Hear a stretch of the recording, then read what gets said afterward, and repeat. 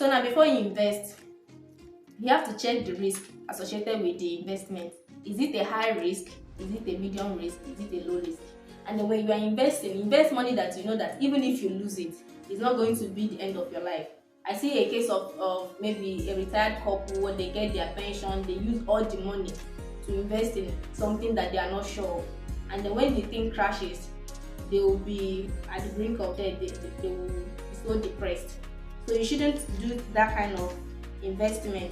Before you take any investment risk, you check, is the thing high risk investment. High risk investment are investments that you put some quantity of money in the business, and at a long period it will give you a huge return, or it will crash. Medium high risk investment. Yes, high risk investment. They can give you a really high return on investment, or they will crash. The low investment, they will give you small return, but you are sure of your money coming back. Medium is in between. You get a smaller, but the risk involved is not that much that it might crash or it will not crash. So before you put the money, you check within yourself. If I lose this money, will I die? Should I take? So that's where greed comes in. You shouldn't be greedy. And when you invest, it's better if you know you cannot enjoy it, you collect your profit until you've collected the total amount you invested. Then you can decide to go ahead to put more money. But if you are like, if it's, let's say, a low risk investment, you can compound the interest. If it's high risk investment, you can withdraw your profit once you get your money. So if you are sure that this high risk you can take it, go ahead. But at least be sure to get your profit and then get your money back. Then the number 4 is the business habits. So this talks about owning businesses and owning multiple businesses. So it is advised that before you own a business, before you start off, you should be consistent enough to make that one business you have to be a brand. When you make it a brand, it is very much easier now to diversify. Some people like thinking about having multiple streams of income, but they have the idea, but what they're actually doing is multiple jobs. And that's the same thing with business. Some people have multiple businesses that they are running, and in such a way that each part of them is in different places at the same time, and it causes confusion and you cannot succeed. So it's better you focus on one business, put everything you have in that business, and it will grow. When it grows, then people can be sure that yes, this brand is doing something. They will know you with that brand. Even if they know you with that brand, that doesn't mean you cannot diversify. You just start doing other small businesses. It's just like Bill Gates, Cubana chief priest, Cubana, Yobi Cubana himself. We know him as Cubana, but we have other things he's doing that we don't know. So those small things, those small businesses will be there to grow small and gently, but the brand have to be something you focus on first. So you own in this owning multiple businesses where you use other people's time. So when you own your own brand, you now start opening other businesses. Now you don't have to be actively in those other businesses. You employ people that are capable to be running that businesses. So now you don't run that business, you own it. This is what you own, but there are other people running it. But that's your own brand, that main business, that's the one you are running. Because most people confuse it about owning a business and running a business. So the major thing is to own multiple businesses and not run multiple businesses. So the second one is to scale your business. So this is the place you use other people's money. When you have made your main business to become a brand, and it's now a brand, you now scale it.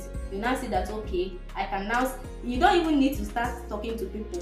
You see people that will want to invest because they've seen that your company can come through. They've checked your past record.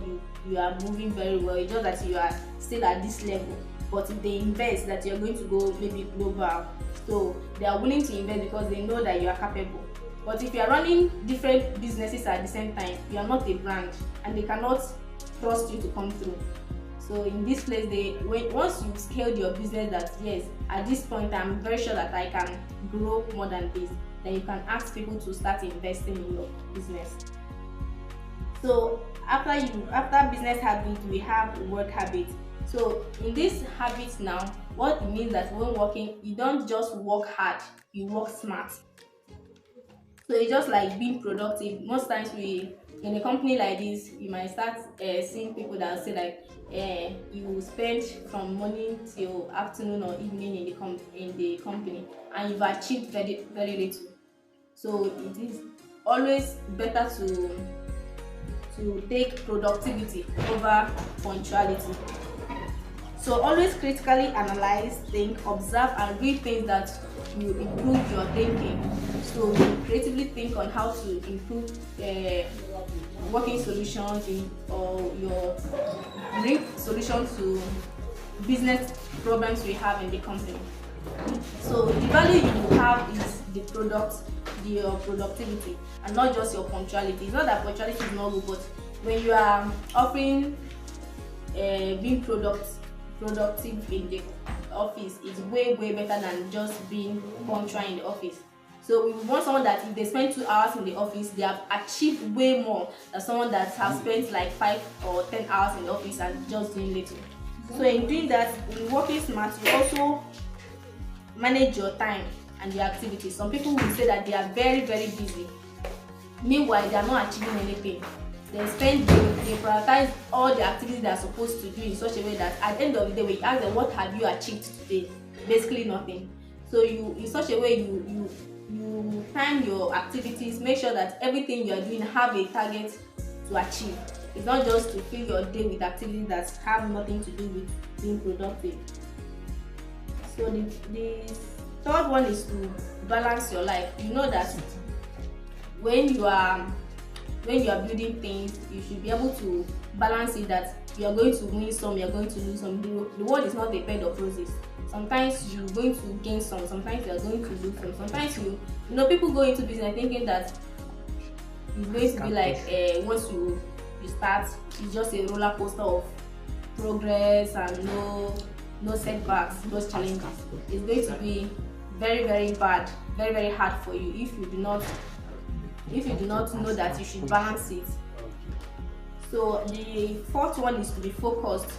Be focused in what you are doing in such a way that when you start getting the positive results, you should be focused enough to know that yes, it's going to backfire at a point. You know that you should prepare for, if you have so much good things happening, prepare that some bad things will happen. So you plan ahead of those things, just like playing chess. You know that when you play chess, you play for your own, you calculate what your opponent is thinking and try to see how your opponent is going to move. So you think for the good ones that are already there, and then make provision for the bad ones that are coming in. But if you even if you are in a bad situation at the time, you know that yes, we are in a bad situation because something good is coming. So it's just like diamond, you have to like go through so much stress to get it, but once you get it, it's so much worth it. Thank you. Thank you so much for this presentation. I have a question for you. I have a question. Okay. With all that you've read, you've presented to us, what precisely would you say that is your recommendation from this book to our company? Precisely, what exactly would you want to recommend? Okay.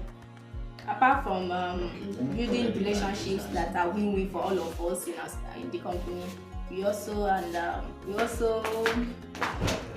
should be able to make provisions for the good things and the bad things that's going to happen for the company in terms of investments and scaling the company too.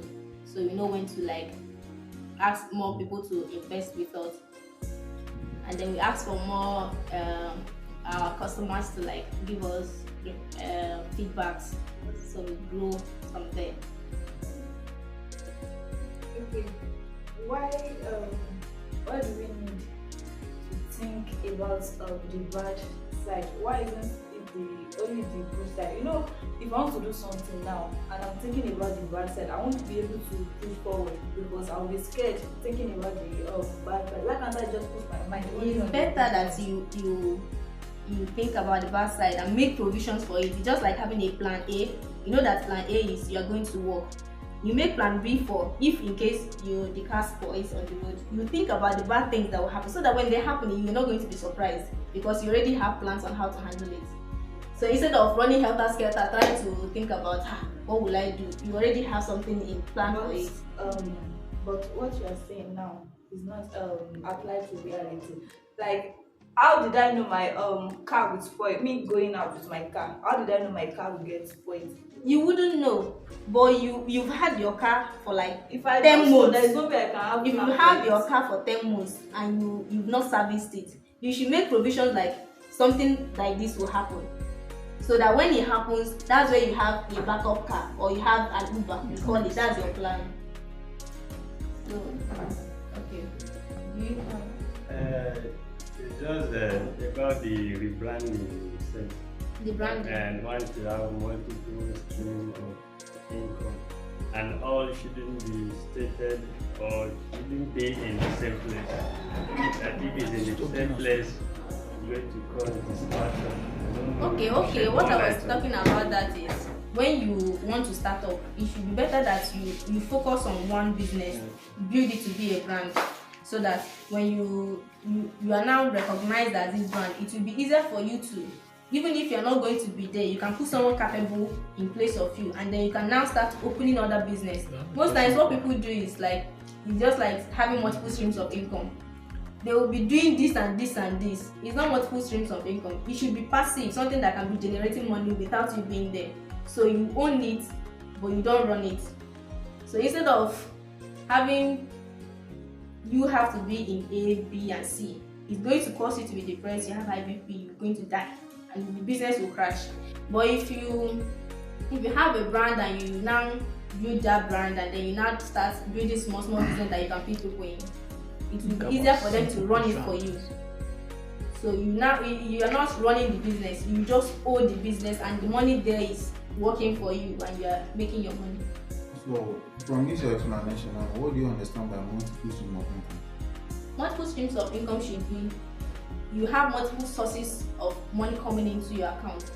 You don't necessarily have to be working every day for it to be coming. You just maybe you invest in a place and the money is coming in without you being there. So the same thing with having multiple businesses. You can have businesses that you'll be getting money from without running the business itself. I also heard about multiple struggles and multiple streams of income. Is there any difference with these two? When you have multiple streams of income, you don't necessarily have to be there. You don't have to be involved actively in that business to be getting money. But multiple struggles, like you called it, you have to be struggling, that you're just creating 3-4 different jobs for yourself, and that's you being in different places at different times, and you cannot even be focused. So you are just struggling. So which means multiple streams of income, you don't necessarily need to be involved before the money. But it's risky. How do you manage the risk? That's where diversified risk comes in. You have to check, okay, this risk, can I handle it? Is it a low risk or high risk or medium risk? So if it's a low risk business, you invest your money, you know that you're definitely going to be getting your money back, even if the money is going to be little. It's just like taking in 10,000, giving it to somebody, and the person will tell you that I'll give you 1,000 naira. You are sure that the money will come back, but the money is very little. Or someone can tell you that invest 10,000 naira with me, I'll be giving you 5,000 naira every month. But there's a huge but. It can crash. Can you enjoy it?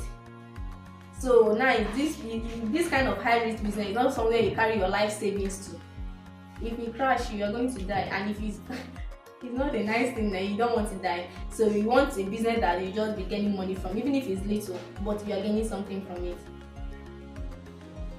Okay, thank you for this presentation, and I'm really happy with this wonderful presentation. And I think before you go, this presentation was prepared from a particular book that you read. I would like you to give us hint about the book and the person that wrote it, so we conclude. The book is called Billionaires Habits: The Secrets Billionaires Use to Build the Wealth That They Poor Don't Use, by Dr. Akintayo. Thank you so much, madam, for having me.